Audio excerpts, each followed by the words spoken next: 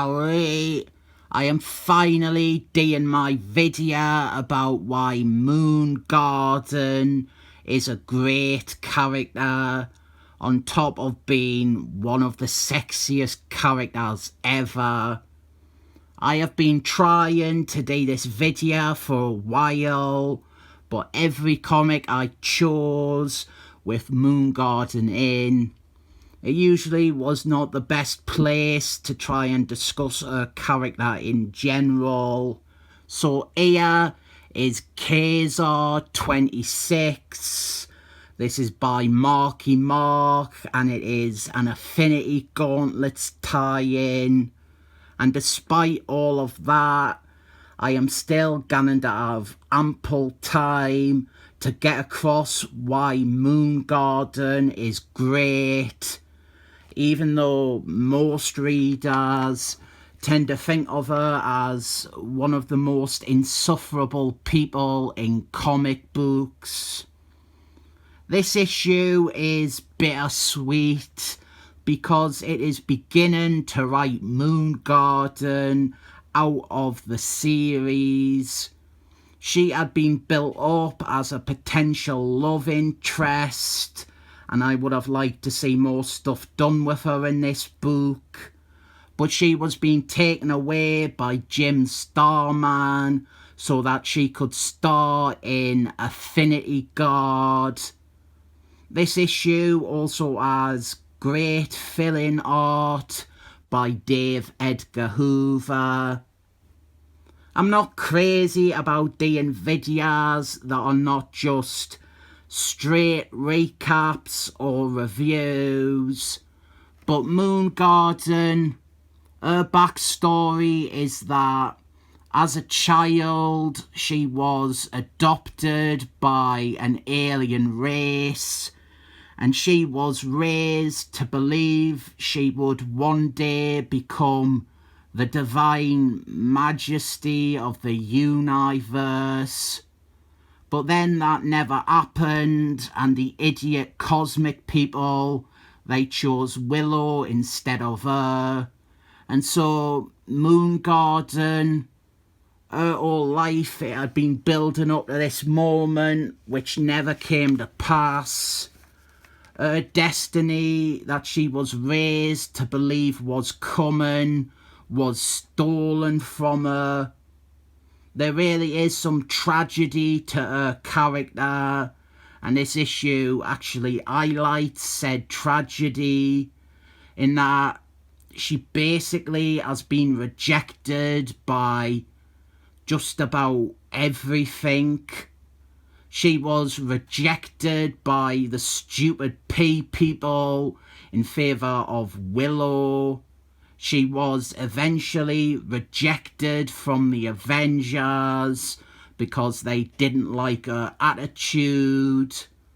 Her attempts to be a hero have been mostly rejected because she is forever defined by her abrasive personality and lofty arrogance. But I think all these things about her, they are really understandable. It is understandable she is the way she is because she was raised by these aliens who repeatedly told her she was going to be the great cosmic goddess who will bring about global peace. And the truth is, she is just a girl. She is just a regular girl who some aliens nurtured based on their own incorrect beliefs, providing her with this screwed up personality and delusion. With Moondragon, I think all she really wants is to be accepted, and to be accepted in a cosmic way, or for someone to truly think of her as the cosmic goddess she was prophesied to be. I'll do that for you, Moondragon. I think you are a cosmic goddess. I think you are brilliant. and you won't even have to mentally manipulate us to worship you night and day. And here we are doing stuff about she wants Quasar, she fancies Quasar, and she cannot understand why Quasar doesn't want her. I didn't really understand it either. Quasar is making the biggest mistake of his life here, turning her down. But this is... here is a good tactic to think about characters and their actions and their goals. Some recontextualization. Let's flip the story here and instead pretend that Quasar said yes to her and they were together after this. Moondragon, she would finally be happy. She would feel she has achieved her destiny of becoming a cosmic queen by virtue of her association with her new husband Quasar, who is a major cosmic figure. She would feel like she mattered to someone. Plus, it wouldn't be bad for Quasar, because I reckon Moondragon, she gives the best orgasms in the Marvel universe. Anyway, poor Moondragon once again gets rejected and she runs off crying. And I'm sadly not going to talk about my theory about Moondragon's unrequited love for Captain Marbles, the real one, mar-vell, and how it manifests in her shagging all of his living family and his legacy, of which Quasar is. Quasar is mar-vell's successor as saviour of the universe. Maybe making this even more sad, Quasar could really fill both the voids in her art. This is a very, very light tie-in to Affinity Gauntlets. It's not bad, and it does actually feature Thanius and the Affinity Gauntlet, but it does present a few continuity problems, but most of them are later explained in this series and are not absolutely detrimental to the enjoyment of either of these stories. Quasar, he goes to a big cosmic funeral. That is the main plot. So I am going to use it to talk some more about Moondragon and finally address the problematic part of Moondragon and what will make people hate her even more, and sadly ruin all of that great assessment of the character I just did to make her sound appealing. The other elephant in the room when it comes to discussing Moondragon is the subject of rape and the double standards of rape in fiction. I cannot approach that topic without telegraphing opinions that are not very helpful and that are not very conducive to arguing in favour of this character. Moondragon, she has full-on raped for. There's no grey area or any contention to it. She raped him. She used her telepathic powers and wine to make Thor a sex slave and made Thor worship her.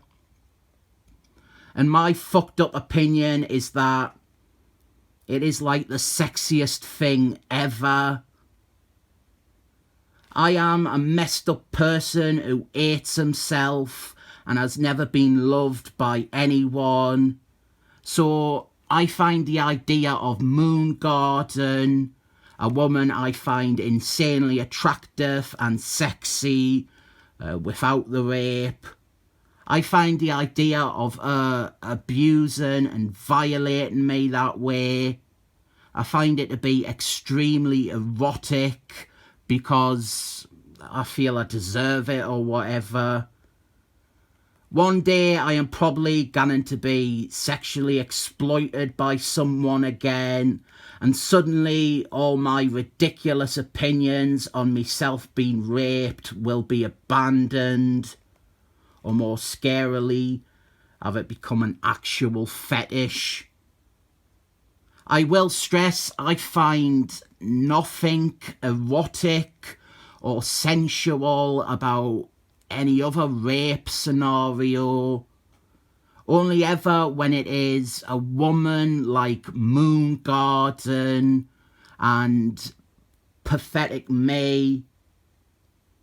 Anything else I can say on behalf of Moondragon will just sound like me justifying rape or being a rape apologist for a beautiful bald lady. God, I want her to rape me the way she raped Thor, and I want it to happen to me every night until I break in half.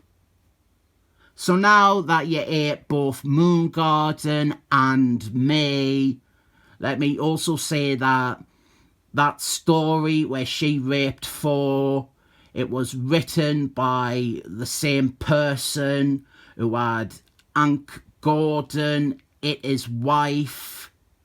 It was a terrible run.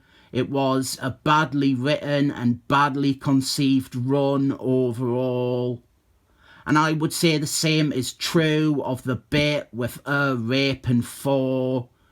If I was a normal person who was rightfully annoyed and upset over it, instead of aroused to the point of pre-cum. Oh, by the way, trigger warning, I will be discussing rape and female on male rape in this video, as well as talking at length about my own perversions and internalised resentment for myself. Look, there is Thanius. He's just chillaxing in space with Spider-Man's best friend Satan. That'll win you back around. Nobody is being raped in this scene. And then we are straight back with possibly one of the most beautiful drawings of Moondragon ever. I wish I hadn't ruined this character for everyone, because this is a really great picture, and this is a really, really fantastic scene. We see Moondragon at her most vulnerable. She's actually about to kill herself in response to another rejection. She cannot handle it anymore. And this is probably some evidence that me and her would likely connect on an emotional level, as well as on an abusive level. She decides not to kill herself and instead gan off and appear in another book, and she looks gorgeous there too. After this, there is no more Moondragon in this issue, but I do want to say, if you cannot forgive her for the Thor thing, this book, Affinity Guard, pretty much every book since this, it has gone above and beyond in trying to humble her and make her more redemptive and likeable. We also have Quiznos down here, but let's not get into trans issues in this video too. So, Cosmic Funeral.